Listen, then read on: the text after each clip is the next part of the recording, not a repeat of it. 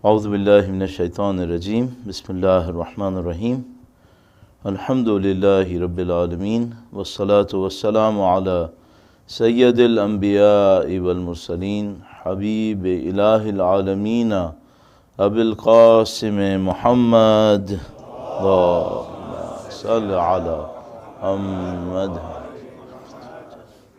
وعلى آله الطيبين الطاهرين سيما بقية الله في الأرضين قال الله تعالى في كتابه الكريم بسم الله الرحمن الرحيم ونريد أن نمن على الذين استضعفوا في الأرض ونجعلهم أئمة ونجعلهم الوارثين صلوا على محمد وآل محمد اللهم صل على محمد وآل محمد وعجل فرجهم.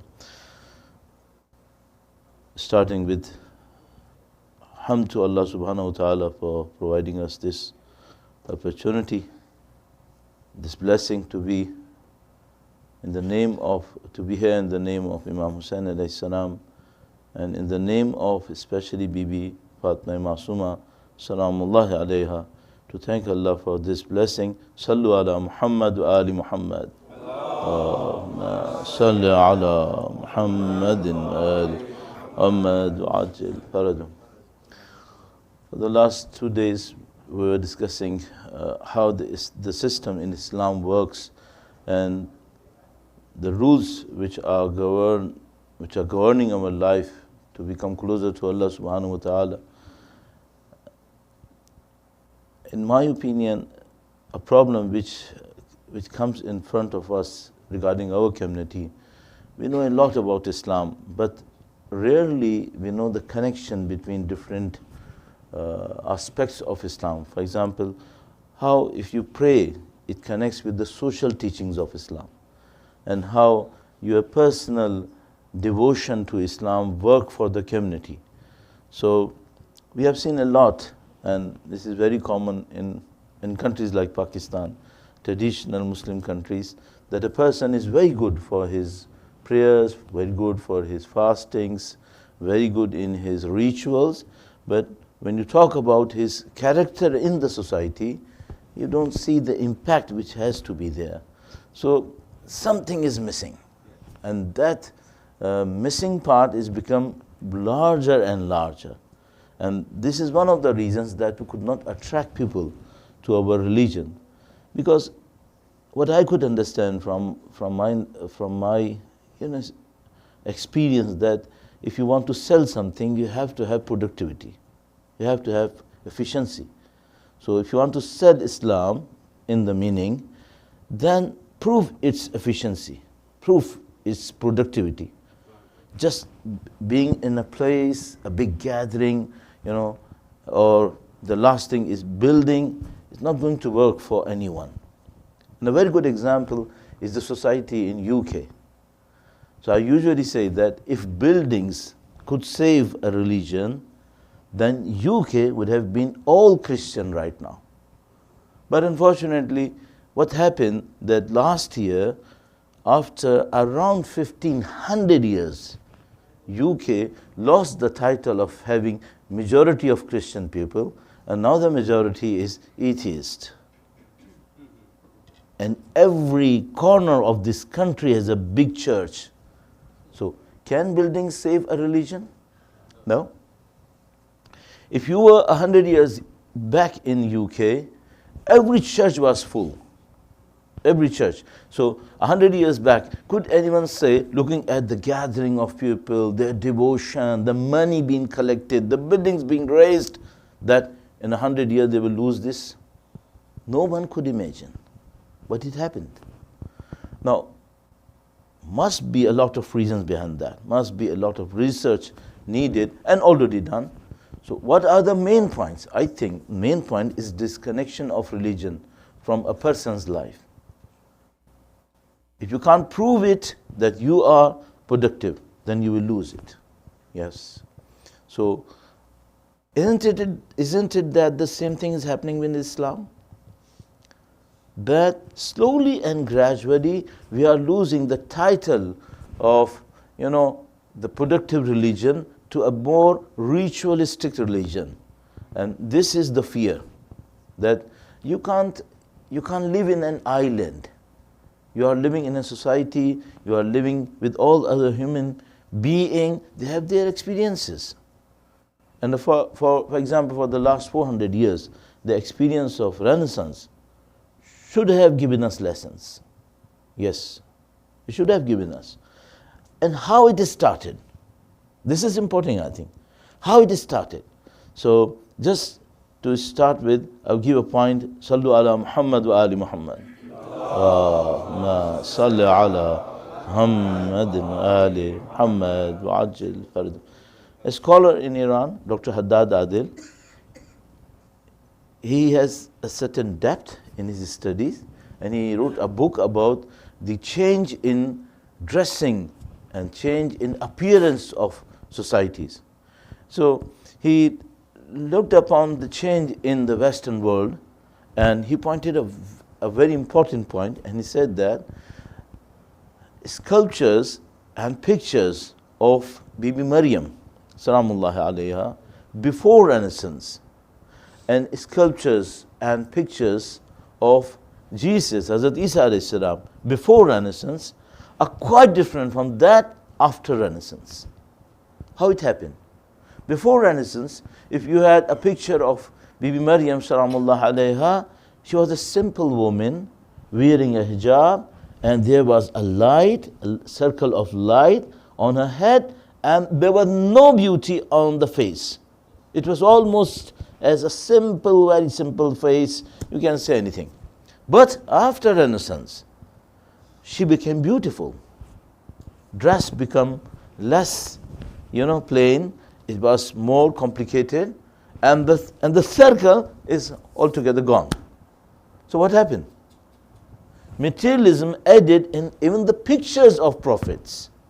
And the best example, if you have seen or you have visited or you have read, is the statue of Hazrat Dawood alayhi salam by Michelangelo. All naked. Could that happen 100 years back at that time? No, never. But it happened. And it started from, for example, Italy, Florence, and then it spread all over the world, actually. Now, this is a religion which was non-materialistic before Renaissance, became materialistic after Renaissance, and this is the, you can say, phenomena which you are dealing with, unfortunately, in Islam. Same thing is happening here. What and why I'm saying that? Sallu ala Muhammad wa ali Muhammad. Allahumma salli ala Muhammad wa ali Muhammad wa ajil farajhum. Sometimes I say people don't respect Maulana. They respect popular Maulana. This is my observation, that they don't respect taqwa. They respect the fame which behind Maulana. So, isn't it materialism? Yes, this is happening. Sallu ala Muhammad wa Muhammadin. Sallu ala Muhammad wa ali Muhammad. Allahumma salli ala Muhammadin wa ali Muhammad wa ajil farajhum. So this is how it's happening. Now, just now to the, if you wanted to come back to the original religion, which should be, then what should be our source? Why? Because if you follow the trend in the society, the trend is materialistic. So the more you go there, the more you are going or moving away from the true sense or the true reality of religion. Now, what we can do, can I go to the depth of the religion? Sometimes I give an example which might not be very good, but it works. In one of the experts of cricket, and he said,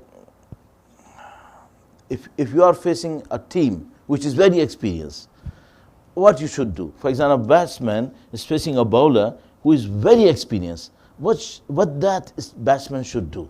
He said, don't make any complication. Don't do anything. Just keep your bat straight. Why? Because if you play complicated, the bowler is very senior, he know more complication from you, then he will give you something which you can't deal. So what should be the right way to deal? Keep your bat straight. You can play. Now, in our religion, what I will say go to the basics. This is a complicated society.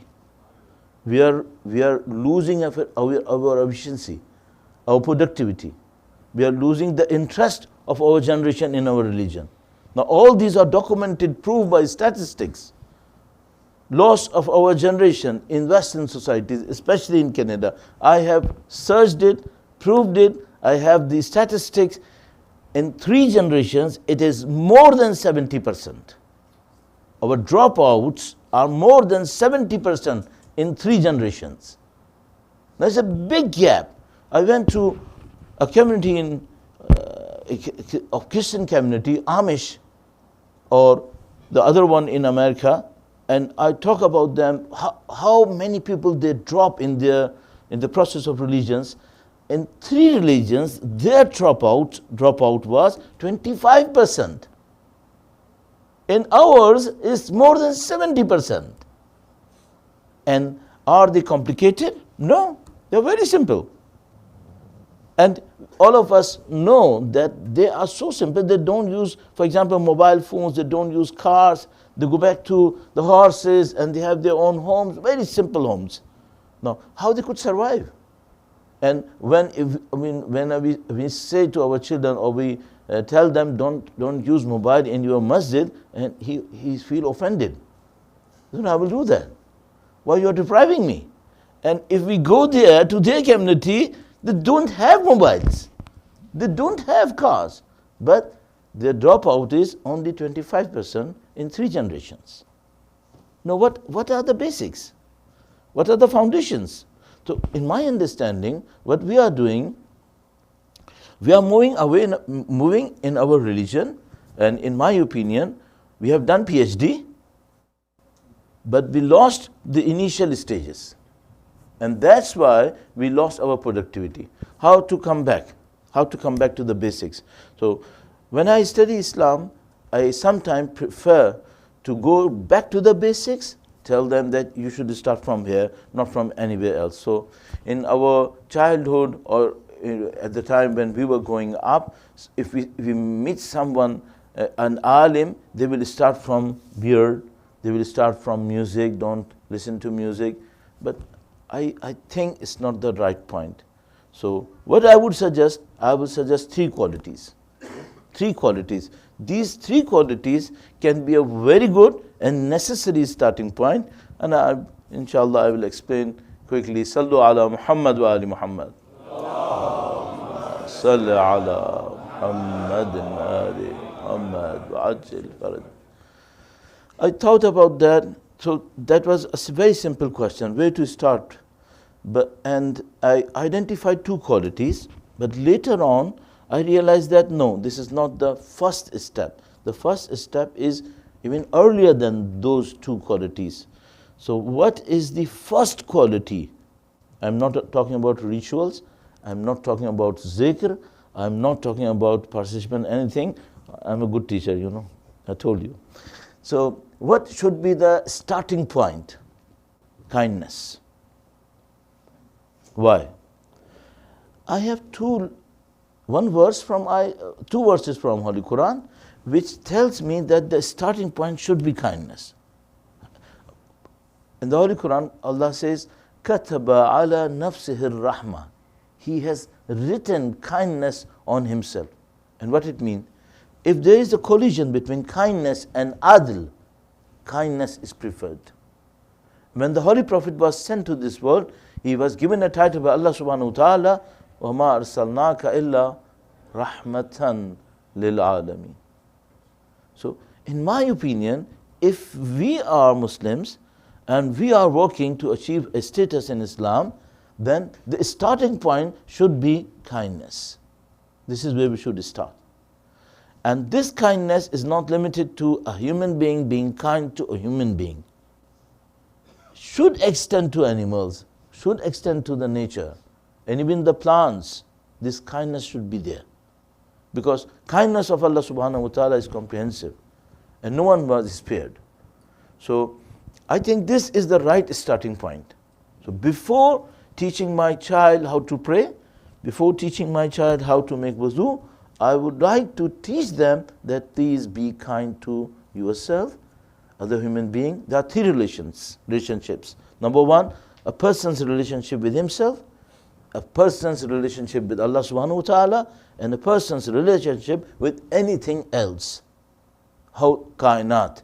So kindness should be there, that should be the starting point. And if you feel someone, or myself, I will tell about myself, if I pray a lot, for example 51 rak'ah every day, and I do a lot of zikr, but I'm missing kindness. What it means that these prayers and ibadat are not producing anything in myself. I could not keep myself on the right path.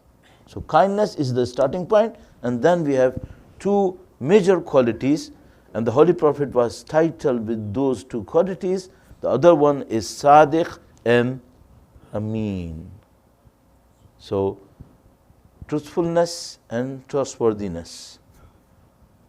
If we have these three qualities in ourselves, or we are working on these qualities, that we are kind and we are trying to be kind, and we are sadiq or improving our sadaqah, and we are trustworthy and improving our trustworthiness, then I think every prayer can work, every ibadah can give us benefit. And there are riwayat which says that without fundamentals you will not get benefit from ibadah. I think these are the fundamentals. So these three qualities: kindness, sadaqah, rahmah, sadaqah, and amana. Sallu ala Muhammad wa ali Muhammad. Salli ala Muhammad wa ali Muhammad wa ajil faraj. So this is the starting point. Now, maybe someone asks me that, Maulana, leave the starting point, we are gone beyond that. We are on the higher status, we are talking about children. So what is the highest status in Islam? Starting with these three qualities, what is the highest status? For example, is muttaqi is the highest status? Or muhsin, muhsinin is the highest status? What I could search, I think salihin is the highest status. Even Prophet Ibrahim was said, kana min as-salihin. He was from salihin. So salihin is the highest rank where a Muslim or Muslimah can reach. Now, I have a tradition from Amir al-Mu'mineen, Sallu ala Muhammad wa ali Muhammad. Salli ala Muhammad wa ali Muhammad wa ajil faraja. Which says that if people could leave 5 qualities, bad qualities for example, all of them were salihin. All of them. Now, if someone asks me how many salihin you have in Pakistan, about 240 million, I don't think it will be a good number. But Imam says that you work on 5 negative qualities, remove them from yourself, and all the humanity will be salihin. So, giving the starting point, rahmah, sadaqah, and amana, I would like to work on these 5 negative qualities. So if I could remove them from myself, Imam says, you will be salih. You will be counted as salih, which is the highest rank in Islam. And I will try to explain this. Sallu ala Muhammad wa ali Muhammad. Salli ala Muhammad wa ali Muhammad wa ajil faraj.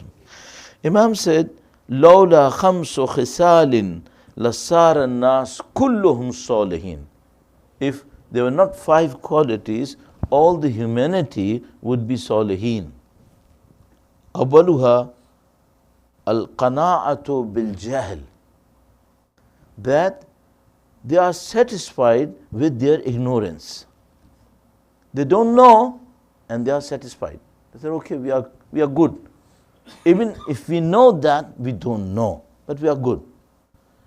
Imam said, al-qana'atu bil-jahl is the barrier in a person's life to become a good person. So what should be the against that? Should be against that, talabul ilm. So there is ilm and there is jahala. Now what is ilm? That is another point. And I think we mentioned that yesterday or day before yesterday, that ilm is not the one which can be studied from books, according to the tradition from our sixth Imam, Sallu ala Muhammad wa ali Muhammad. Salli ala Muhammadin wa ali Muhammad.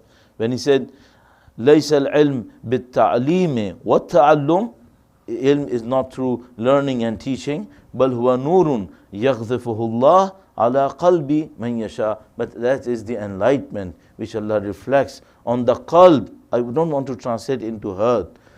To the qalb of someone whom he wishes to reflect. So ilm should not be misunderstood by learning through books. Imam said no, it is enlightenment. And that enlightenment, how it comes, I want to explain the relationship. There is a tradition from Amirul Mu'mineen, Sallu ala Muhammad wa ali Muhammad. Muhammadin wa ali Muhammad wa ajil farajam. And yesterday we also mentioned talabtu nurul qalb fawajadtuhu fit tafakkuri wal buka from sixth Imam. He said, I wish to have enlightenment and nur in my qalb, and I found that in thinking. No, not just thinking, more than thinking, pondering on the depth, the depth of meaning of life and purpose of life, and girya, buka. So someone cry in front of Allah subhanahu wa ta'ala. Imam said, this is how his qalb can be enlightened. The Imam said, al-buka min khashyatillah yunirul qalb. If someone cry in front of Allah subhanahu wa ta'ala from his khashya, from the fear, not the fear that meaning, then it enlightens or give light to the qalb. So I'm going back to that tradition. Number one, Imam said, al-qana'atu bil-jahl. If people are satisfied with their jahl, ignorance, this is a barrier. They can't become solid. They have to go for knowledge, ilm. And what is ilm and what is qalb? We just mentioned. Second one, wal-hirs ala dunya, greed on this world, attachment to this world. The more a person attached to this world, he becomes less likely to become salih. So it's a barrier. Imam said, first one is satisfaction, being satisfied on not knowing the truth or reality, and the second one is greed and attachment with this world. This attachment is, I think, very deceiving. We can't ignore this dunya. We have to live in this dunya. We have to have earning. We have to have some facilities for us, but without attachment. And this is a test, naturally. If you live in this world and you have your necessities and your facilities, so slowly and gradually we become attached to this. It becomes our habit to have this.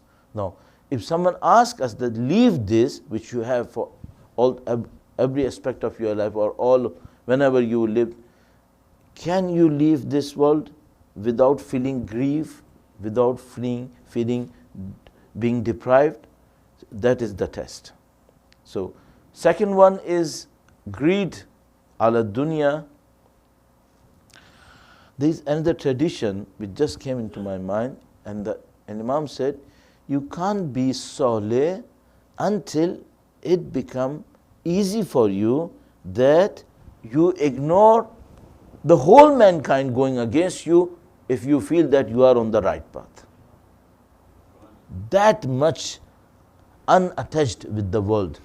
This type of, you see, freedom in the right meaning, freedom, not the freedom which people refer usually. This freedom and that type of free person is needed. So greed on the world is a barrier. Third one is very strange. I mean, in a sense, it says, وَالشُّهْ بِالْفَضْلِ, holding the extra, not giving in the path of Allah subhanahu wa ta'ala, for the cause of Allah, the extras. So, if someone has extras, and everyone can define what is extra, and then even in his extras, he hold that and not giving it to Allah subhanahu wa ta'ala, Imam said, no, he can't become solid. It's a barrier. And this is how we plan. How much extra we can hold. So, in my opinion, collision between cultures is not the collision of languages or colors or dressings. No, it's the ideology, material or non-material. That is the true conflict of cultures and civilizations.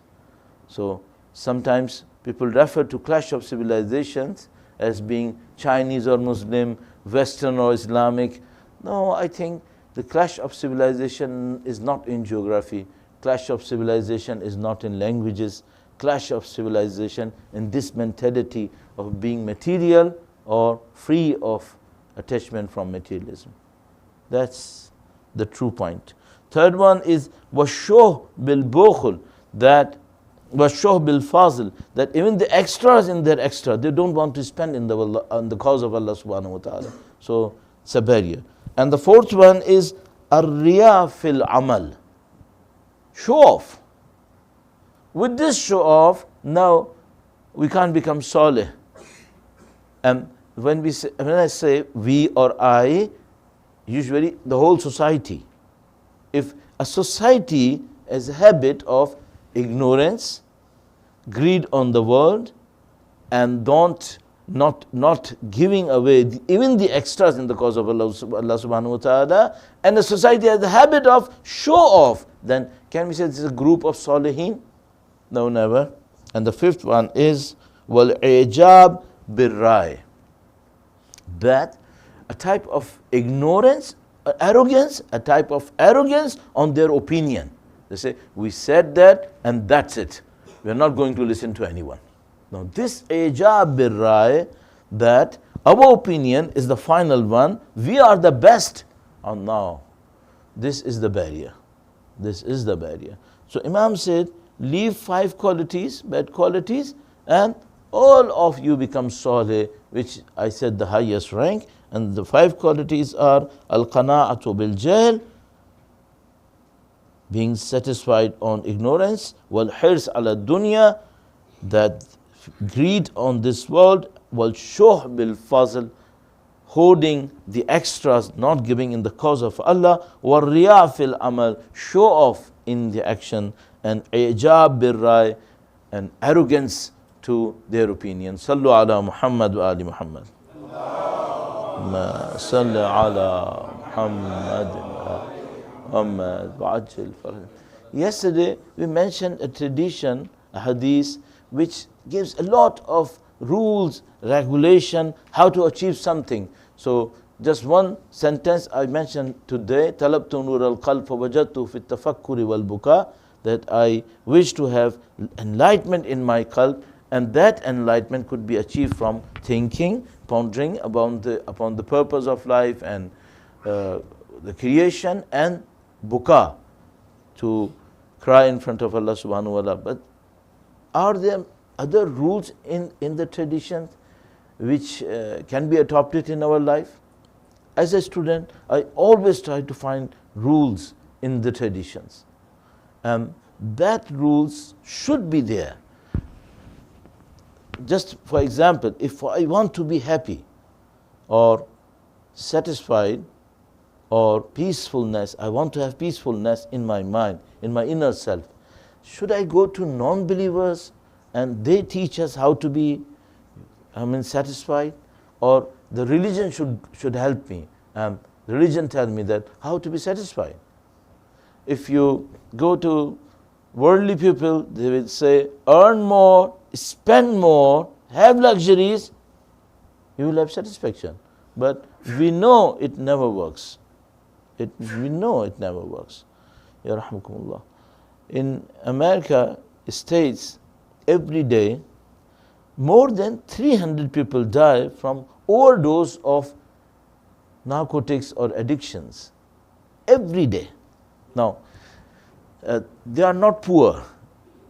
They are, I think, earning more than the average ones, because these are not very, cheap to have these type of substance in your hand.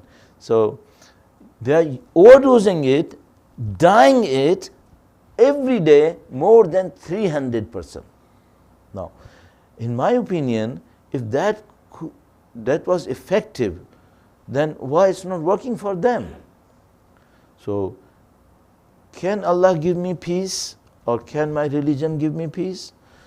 There is a tradition which gives a masterpiece, in my opinion. So I search for rules and regulation, how to have happiness, how to have feeling of being, rich in myself. I saw a tradition. That tradition, in my opinion, is the master key for everything. I would like to mention here, Sallu ala Muhammad wa Ali Muhammad.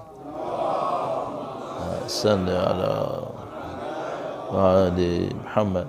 This tradition also from Imam Ali alayhi salam, Sallu ala Muhammad wa Ali Muhammad.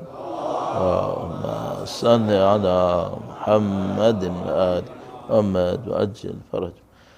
Imam said, Man taraka lillahi subhanahu shay'an awwazahu Allahu khayran mimma tarak. If someone leaves something, or he abandons something for Allah subhanahu wa ta'ala, Allah will replace that or reward him with better than that. Better than that.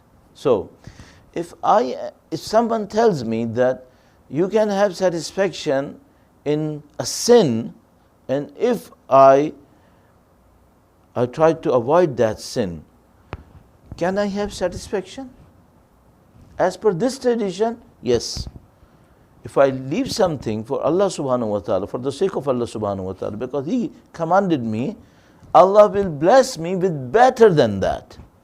This is how I think it works.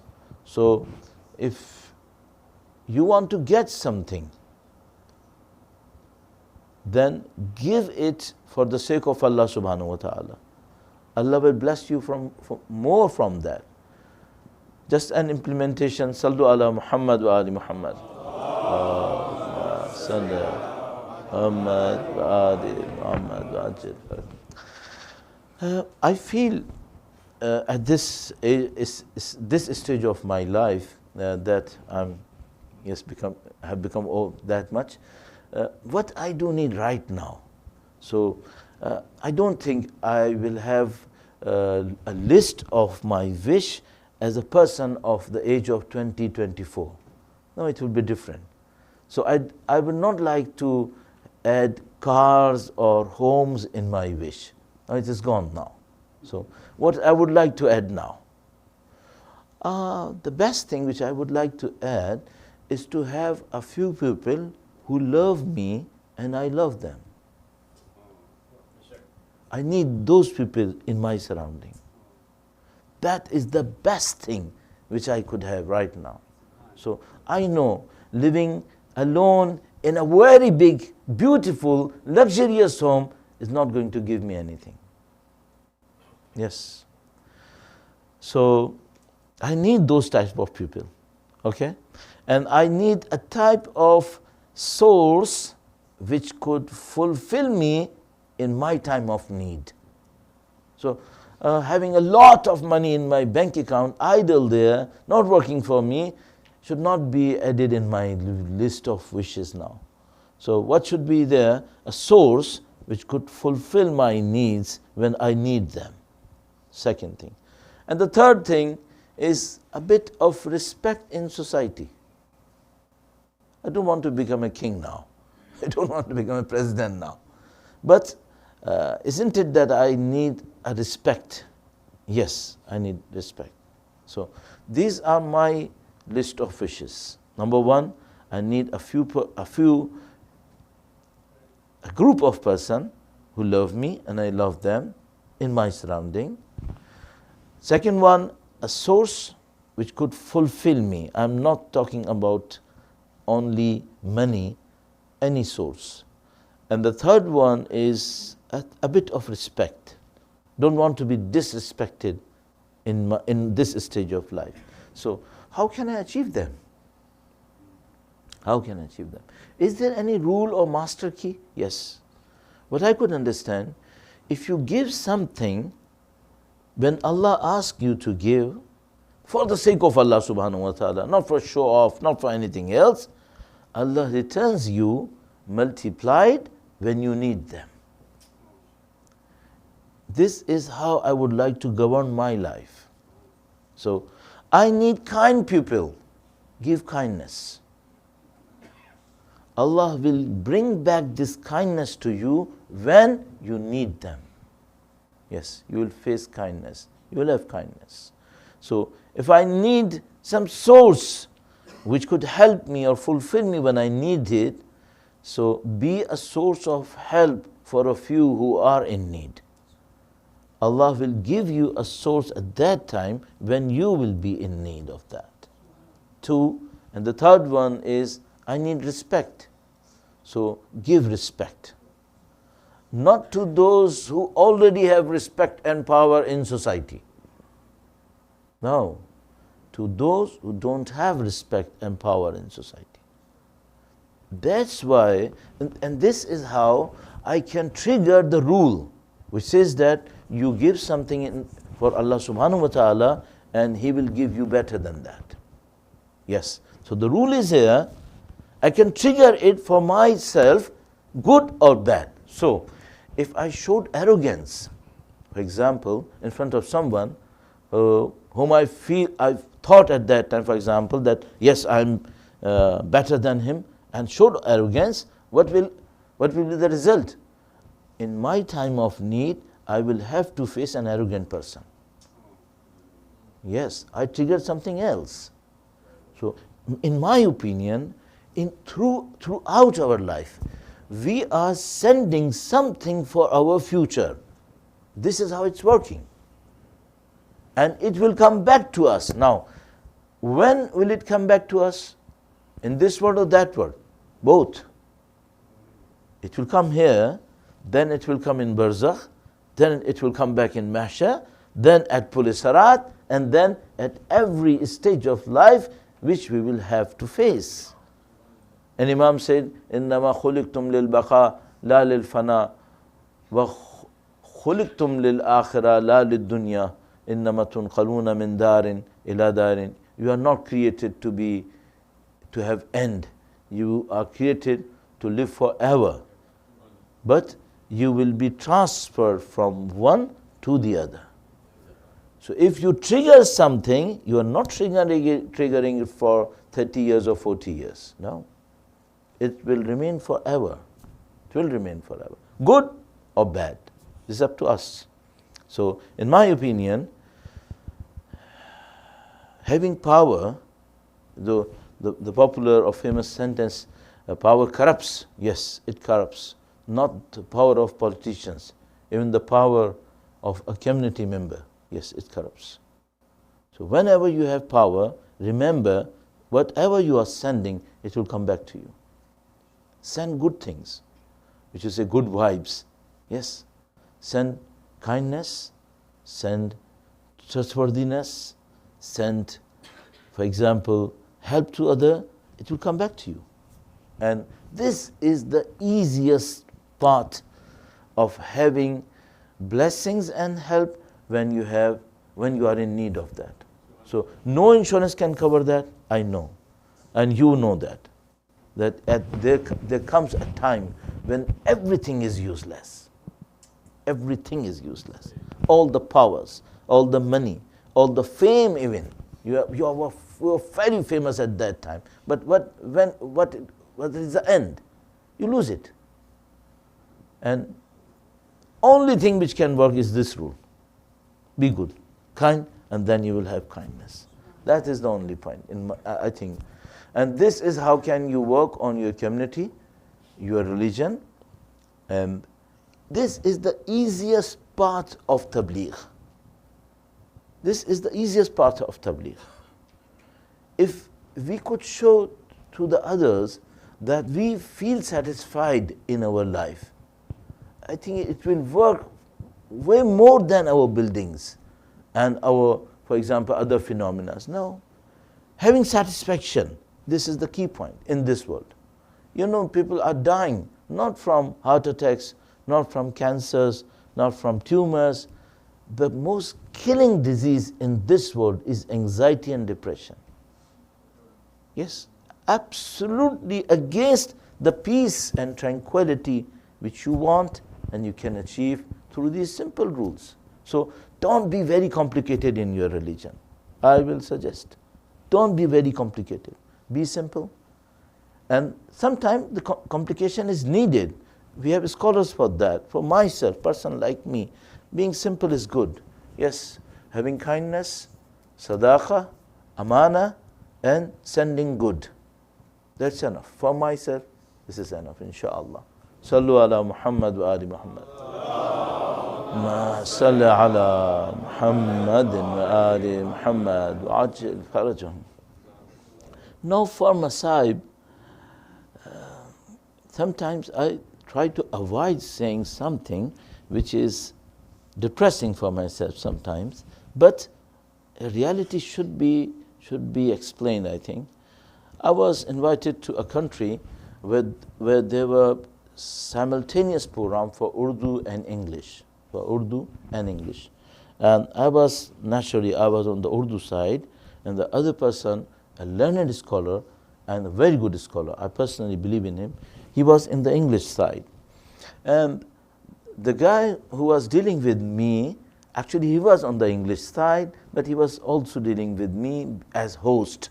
So I used to talk to him. A day he came to me and said, Maulana, day before yesterday I came to your Masaib and people were crying in Urdu section. He said people were crying, and they were crying significantly. He said, I can observe that. Yes, there were tears in their eyes, crying. So I said, so is it something more than normal? That should be the case. When we do recite Masaib, people should cry. He said, Maulana, I can guarantee you that I participate in the English session daily. It's my responsibility. I'm the part of management at that side. He said, I have observed that. I can guarantee you no one shed any tear in the English section. I said, are you 100% sure? He said, Maulana, I'm that sure. No one cried. So I said, when that scholar recite Masaib, what they do? He said, they said blow their head, and they said, just wait for the end. And the end, they will be straight, no cries, no tears. I said, this is not a good alarm. It's a bad alarm. Yeah. So we are losing it. Of course we are losing it. And the country is not, a country which is in the other part of the world. No, a significantly good main country. A good population of our community was there. But no one was crying as per that guide. So, gentlemen, so what's happening, in my opinion, might be there is something in the culture, languages. I think languages differ in how they transfer emotions. I think there is a problem. Some languages transfer the emotions or sentiments more precisely. They have depth. And some languages are not that perfect, I think. I think I'm not, as you have observed, English is not good for me. For myself, I will prefer Urdu. But I think English has lost this type of connection with the sentiments and emotions, I think. So I'm not saying that English was always that type of disconnection, had this type of disconnection. No, I think English had this connection, but now it has lost it. Meanings have changed. though the words are similar, but they are changed. For example, fortune, the word fortune. In my childhood, fortune had a meaning, but now fortune has another meaning. So I observed that. Yes, languages are changing. But Urdu, yes, it has kept its connection with the emotions. Why? You know how subcontinent is. People in subcontinent are more emotional. So, and we have a separate category in poetry just to express grief. And I don't think English has such richness in the transfer of emotions. Or I'm not aware of that. So what to do? Go for the language which is weak in emotions, or with the language in Masaib especially, which is rich in emotions. I will go for Urdu. So those who can't understand Urdu, Masaib in Urdu, I'm saying sorry, I'm sorry, but let me go for Masaib in Urdu. Yes, it has depth. It has depth. It conveys something which English rarely conveys. The scholar at that side was not a simple scholar. He was a very good scholar. That night, آج be Masuma سلام اللہ علیہ سے منسوب رات ہے، اور وہ عظیم الشان بی بی جنہوں نے اپنے بھائی کے لیے قربانیاں دی. میں نے اندازہ لگایا کہ کیوں ایسا ہوتا ہے کہ کسی روزے کی برکتیں اتنی زیادہ ہوتی ہیں کہ کوئی مقابلہ نہیں ہو پاتا.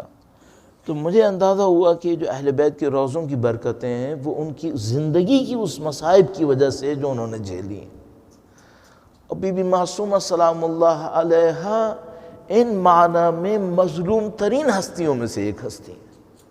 آپ جانتے ہیں کہ ہمارے ساتھ پہ امام موسیٰ کاظم علیہ السلام، اللہم صلی علی محمد آل محمد وعجل، ان کی اولاد میں جو زیادہ تھیں، ان کی اولاد میں صرف امام رضا علیہ السلام کی اولاد ہوئی ہے. باقی کے بارے میں مشہور یہی ہے کہ کسی کی شادی نہیں ہوئی تھی، اور سب نے ان حالات کے سامنے اپنے آپ کو پیش کیا اور قربانیاں دیں، جن میں ایک بی بی فاطمہ معصومہ سلام اللہ علیہ. ہم مسلمان اہل بیت اطہار کی خواتین کے مخروز ہیں، ہم ان خواتین کے مخروز ہیں، چاہے وہ بی بی فاطمہ سلام اللہ علیہا ہوں، یا اگر میں شروع کروں بی بی خدیجہ کبریٰ سلام اللہ علیہا، یا بی بی سیدہ طاہرہ سلام اللہ علیہا، اور بی بی زینب کبریٰ سلام اللہ علیہا. ماہ محرم ہے، اور ماہ محرم کے یعنی ایام عزا ہیں، اور ایام عزا میں وہ ایام ہیں جب اہل بیت کا قافلہ مدینے واپس آ چکا ہے. میں صرف چند جملے بی بی زینب کبریٰ کے حوالے سے عرض کروں گا. جب آپ اس لمحے کو سوچتے ہیں جب بی بی طلہ زینبیہ پہ تھیں اور بھائی ذبح ہو رہا تھا، یہ جگہ انسانی طاقت سے باہر تھی. بی بی طلہ زینبیہ پہ وہ منظر دیکھ رہی تھیں جس میں سید الشہداء پشت گردن سے ذبح ہو رہے تھے. بی بی زینب نے بہت کچھ دیکھا ہے. بی بی زینب نے ایک منظر یہ دیکھا، اگر میں دوسرا منظر لاؤں تو میں وہ منظر لاؤں گا جب حسین کا اکیلا لاشا زمین کے اوپر تھا. ایک امام حسین کا لاشا تھا جو زمین پہ تھا اور پامال ہو رہا تھا. یہ دو منظر پیش کروں گا، اور اگر کوئی مجھ سے کہ مولانا کوئی تیسرا منظر بتائیے، تو میں وہ منظر کہوں گا جب بی بی زینب کبریٰ امام حسین کے لاشے پر پہنچی ہیں اور ایک بچی کو لاشے کے اوپر دیکھا ہے. پوچھا بیٹی تم نے اس لاشے کو کیسے پہچانا؟ فرمایا بوپی اماں میں یہاں سے گزر رہی تھی، لاشے میں سے آواز آئی الیہ الیہ یا بنیہ، میری بچی تو میرے پاس آ جا. یہ بی بی زینب کبریٰ سلام اللہ علیہا. میں بی بی زینب کے مصائب پڑھتے پڑھتے اچانک میرا ذہن مولا امام زین العابدین کی طرف جاتا ہے. بی بی زینب سلام اللہ علیہا کے مصائب میں جو بہت بڑا ایک معاملہ ہے، میں ایک جملہ صرف عرض کروں گا، اور میں چاہ رہا ہوں 2 جملے امام زین العابدین کے لیے بھی عرض کروں۔ عزیزو، مجھے آپ کو سب کو تجربہ ہے، جب ہم کسی کو میت کو دفناتے ہیں نا تو ہم لوگ صبر کر لیتے ہیں، کہیں نہ کہیں صبر کر لیتے ہیں، لیکن یہ صبر کب ٹوٹتا ہے؟ جب ہم گھروں کو واپس آتے ہیں۔ جب ہم گھروں کو واپس آتے ہیں نا تو گھر سے مرحوم کی یاد آتی ہے ہمیں، یا مرحومہ کی یاد آتی ہے، اس وقت ہمارا غم ٹوٹتا ہے۔ میں بس ایک جملہ کہوں گا، آج بی بی زینب اس گھر میں واپس آئی ہیں جہاں انہیں محمد کی یاد آ رہی ہے۔ بی بی نے بہت صبر کیا۔ ایسو چونکہ ہم ایام عزا کے آخر میں ہیں، اور میرا جیسا آدمی ظاہر طالب علم میں مجھے ایام عزا میں مختلف جگہوں پہ جانا ہوتا ہے، تو کبھی کبھی میں اپنے اندر سوچتا ہوں کہ ہم یہ جو ایام عزا میں مشغول ہیں، الحمدللہ رب العالمین، اہل بیت اطہار علیہ السلام نے اس کے لیے قربانیاں دی ہیں جو ہم ایام عزا کے اندر مشغول ہیں، لیکن اگر آپ کو قربانی کا کوئی منظر دیکھنا ہو کہ کس نے قربانی دی ہے کہ ہم عزا کر پا رہے ہیں، تو عزیزو میں آپ کو دوبارہ پلٹاؤں گا 11 محرم کے دن پر۔ 11 محرم کا دن تھا جب قافلہ اسرا جا رہا تھا، بی بی زینب لاش امام حسین پر تشریف لائیں تھیں، اس وقت اہل بیت اطہار کی خواتین نے سید الشہداء پہ ماتم کرنا شروع کیا تھا، گریہ کرنا شروع کیا تھا۔ اب ہمارے پاس روایتوں کے مطابق یا شمر العین تھا یا عمر سعد تھا، یہ مولا چوتھے امام کے پاس آتا ہے اور کہتا ہے سید سجاد بیویوں سے کہو ماتم ختم کریں اور آگے چلیں۔ امام سجاد کیسے کہہ سکتے تھے کہ بیویاں ماتم نہ کریں، نوحہ نہ پڑھیں؟ امام سجاد خاموش رہے۔ عزیز و معذرت کے ساتھ اس لعین نے کوڑا امام کو مارا ہے۔ ہمارے پاس بعض روایت کے مطابق اس نے کوڑا مارا امام کو، امام کی کمر جھک گئی، اس نے ایک اور کوڑا مارا امام کو، امام خاموش رہے، کچھ نہیں بولا۔ اس لعین نے بار بار کوڑا مارے امام زین العابدین علیہ السلام کو۔ بی بی زینب کبریٰ سلام اللہ علیہا نے یہ منظر گویا دیکھ لیا، وہ تشریف لائیں اور انہوں نے کہا سید سجاد تم ظلم مت سہو، ہم چلنے کو تیار ہیں۔ آپ کو پتہ ہے کیا جملہ کہا امام نے؟ امام نے کہا بھبی اماں آپ میرے بابا کے لاشے پہ ماتم کریں، میں کوڑے کھاؤں گا لیکن اپنے بابا کا ماتم کرواؤں گا۔ یہ جو میں اور آپ بیٹھے ہیں یہاں پر ذکر امام حسین کر رہے ہیں، اس کے لیے امام زین العابدین نے کوڑے کھائے ہیں، اس کے لیے اپنے جسم پہ زنجیریں برداشت کیے، اس کے لیے ان کا خون کربلا سے لے کے شام تک بہتا رہا ہے۔ الا لعنت اللہ علی القوم الظالمین وَسَيَعْلَمُ الَّذِينَ ظَلَمُوا أَيَّ مُنْقَلَبٍ يَنْقَلِبُونَ۔ خداوندہ تجھے واسطہ ان آنسوؤں کا ہے پاک پروردگار، تجھے مولا امام زین العابدین کے ان زخموں کا جو زنجیروں سے لگے تھے پاک پروردگار، ان کے وارث کے ظہور میں تعجیل فرما، ہمیں ان کے وارث کی نصرت کی سعادت نصیب فرما۔ مجاہدین اسلام کو جو دنیا میں جہاں کہیں بھی اہل بیت اطہار کے چاہنے والے جہاد میں مشغول ہیں، فتح و نصرت نصیب فرما، ان کے دشمنوں کو نیست و نابود فرما۔ اے پاک پروردگار ہمیں اسی دنیا کے اندر امام کے ظہور کا دن دیکھنا نصیب فرما، ان کی نصرت کی راہ میں شہادت نصیب فرما۔ ربنا تقبل منا انک انت السمیع العلیم بجاہ نبیک و عترتہ الطاہرین ماتم حسین۔